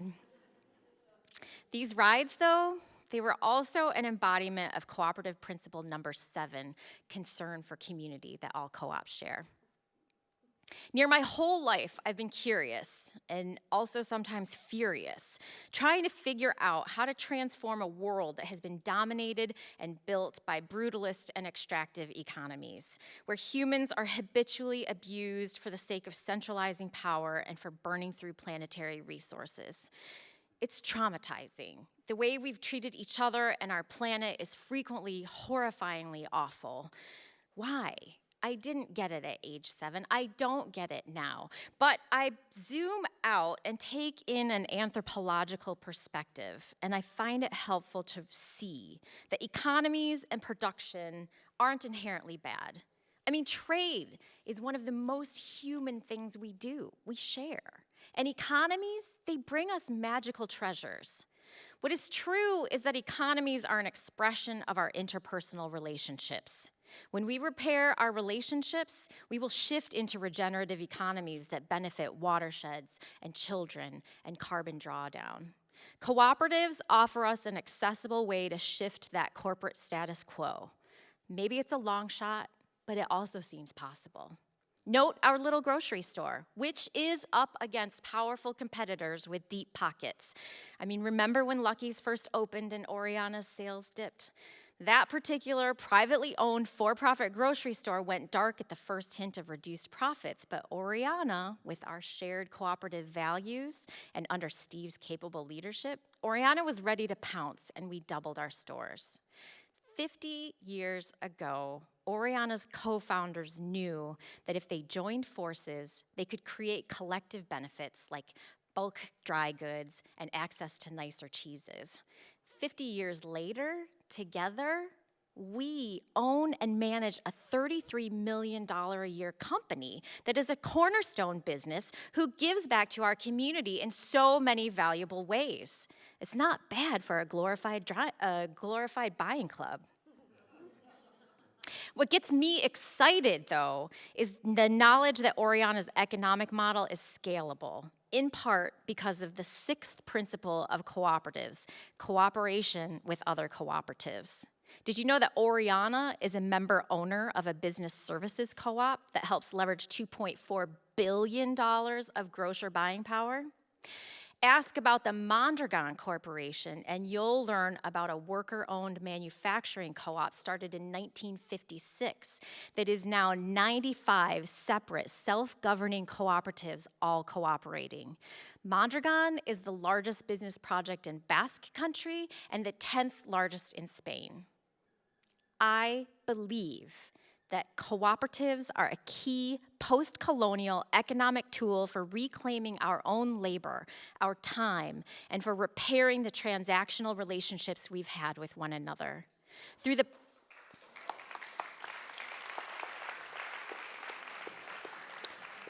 practice of cooperative economics, we can also repair our relationships with each other. Now, I know cooperatives are not a panacea. They have problems as any business model does. But they also offer us a compelling and pragmatic alternative to how we think together about labor and production and trade. I mean, if you are what you eat, it's also true that you are whomever you invest with. Imagine a world with me where it's common for workplaces to be owned and controlled by their workers, where producers have a say about how their products are designed, fed, and distributed, where people online own their own data and have a say in how they want algorithms to nudge them, perhaps choosing to be nudged towards joy over anger, connection over fear, fruits and vegetables over chips and brownies. These this is the world that cooperatives can help us build. All we have to do is join. So in this moment of time when we do not have a moment or a dollar to spare, I am proud to be a member owner of Oryana. Oryana is a business that nourishes community.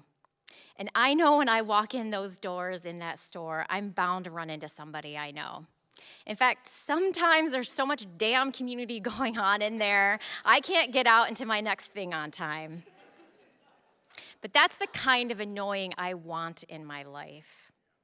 What if we all here together with our friends owned the 10th largest business in Michigan? What good could come of that? I mean, I would get behind that.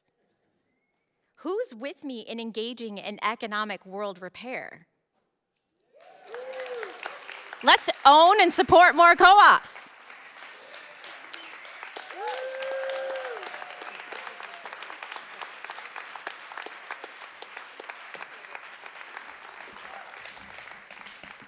Hey, Midori, do you want to come up here really quick and tell me your favorite thing you get from the co-op?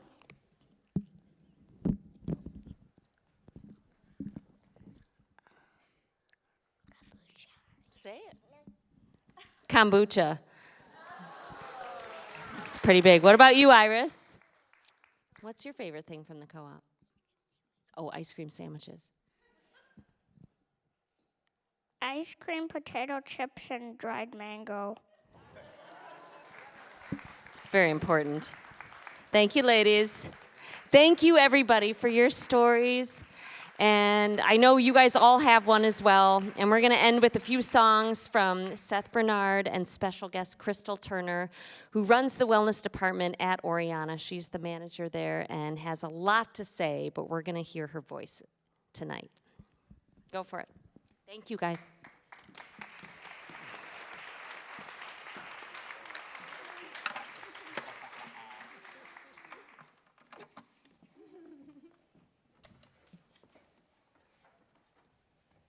It was about 15 years ago when I moved to this area for my daughter to attend Interlochen Arts Academy. And I was just like, I don't know about this place. I'm not sure. I love the academy, but I'm just not sure. She's happy, but I'm not sure. And then one day we were driving in Traverse City and we got lost. And all of a sudden there was Oryana, 10th and Lake Street. And I'm going, well, wait a minute, is that a co-op? And so we went inside of the co-op, and of course, before I can get inside, I could smell that it was a co-op. So I said, this is the co-op. And I'm going to tell you, that is when I began to feel at home. I grew up in Detroit. However, and I shouldn't say however, but my mom was young. She had me at 17, but we had vegetable days, no meat days. She called fruit nature's candy. There were 3 girls in a house, so she made sure that we took our B complex every day so that we wouldn't get on her nerves, and so we would watch our nerves. As I began to sing, my mother would make me take vitamin C crystals. And she would just mix them in water. She's hardcore. She was like, mix it in water and just take it right before a performance. And I'm just like, well, it's awful. It's awful. I'm telling you, I never got sick. I never needed my understudy. But I would never tell her that. It had to be a decade later that I was able to say, thank you so, so much for vitamin C crystals. And I have to say, when I found the co-op up here, it was one of the first things that I purchased because it was so reminiscent of home. And that is what I appreciate so much. If I hadn't found Oryana, there's no way I could have been here for 15 years. So thank you.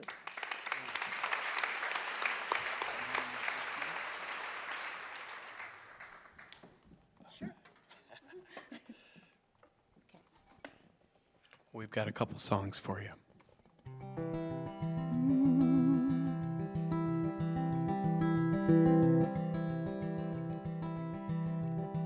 I want the world to change. Yes, I want the world to change.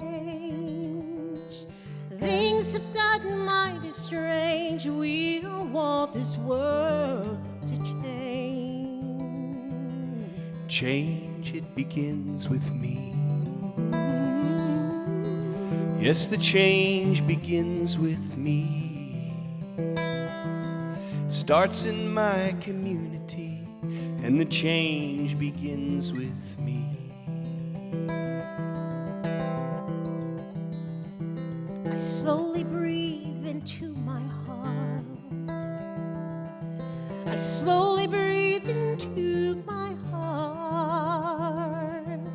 Yes, I found the place to start. I slowly breathe into my heart.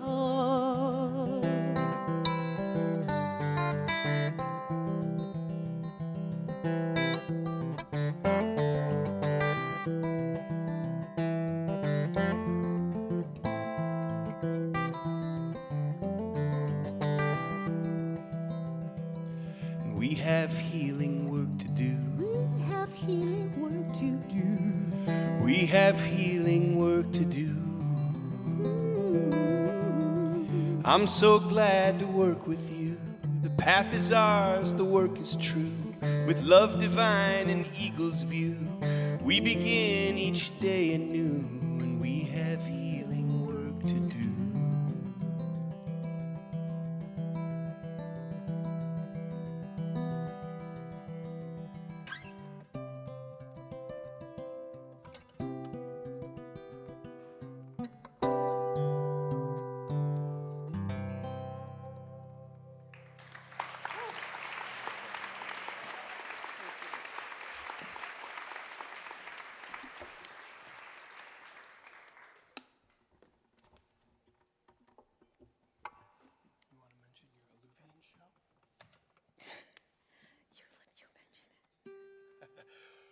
Crystal has a show coming up at the Alluvian at the end of June. We have a show coming up. And I will be accompanying, and Jordan Hamilton will be on the bill, too. Yeah.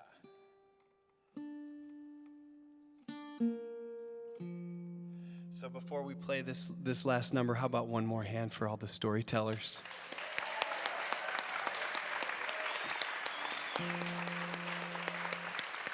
And a show of gratitude to Chelsea, our host, for orchestrating this whole wonderful event. And some love for Steve Nance one more time, hey?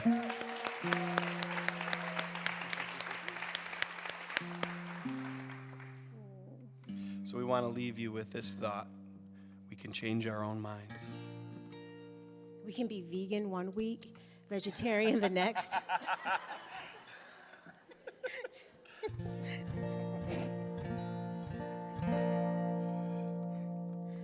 We'll see you at the co-op.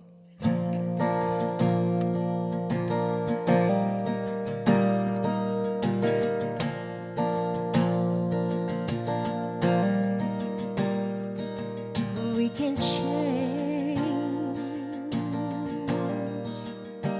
our own minds. We can change our little world.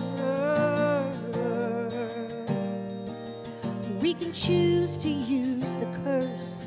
We can give our lives. We can look into the universe. We can change our minds.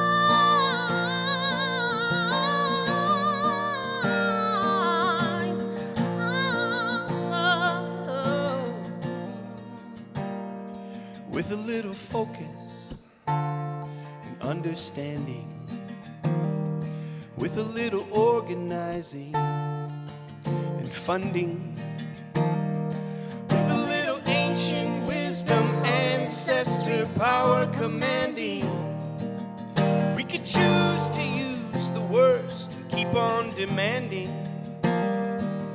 We can choose to use the heart, start the healing. We can change our own minds.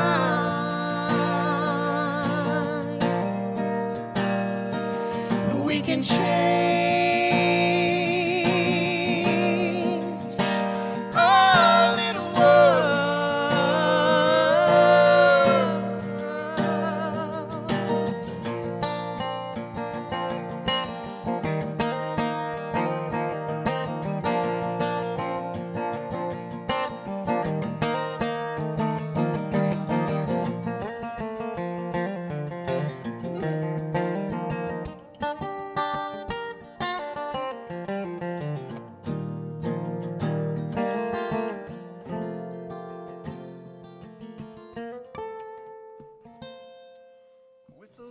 insight, internet, innovation, intuition, inner vision.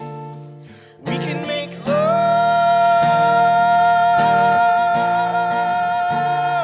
our mission. We could choose to use the worst to keep on demanding. We could choose to use the heart, start the healing. We can learn to see the shadows without falling into distraction. We can swallow poison, breathe out compassion. We can change our own minds.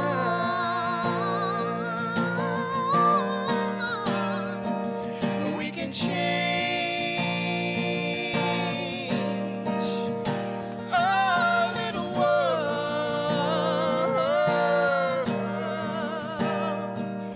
We can swallow pollution, breathe out solutions. Yeah, we can change our own minds.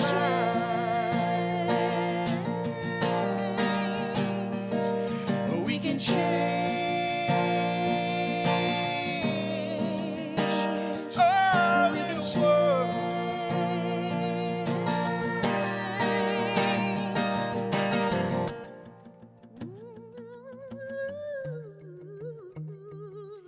We can change.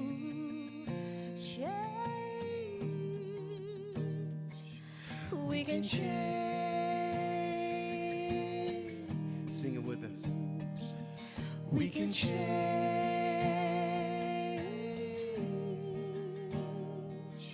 We can change.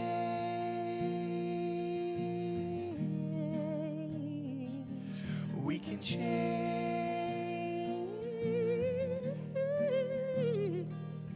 We can change.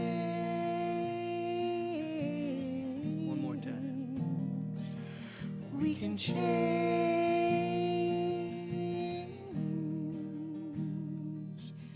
We can change.